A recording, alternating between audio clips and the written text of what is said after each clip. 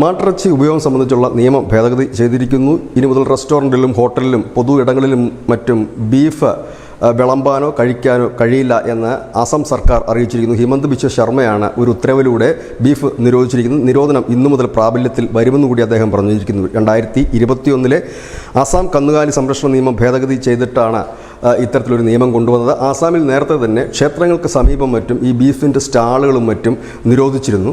ഇപ്പോൾ അത് വ്യാപകമായി തന്നെ ആസാമിലുടനീളം, ആ സംസ്ഥാനത്തുടനീളം ബീഫ് നിരോധനം കൊണ്ടുവന്നിരിക്കുകയാണ്.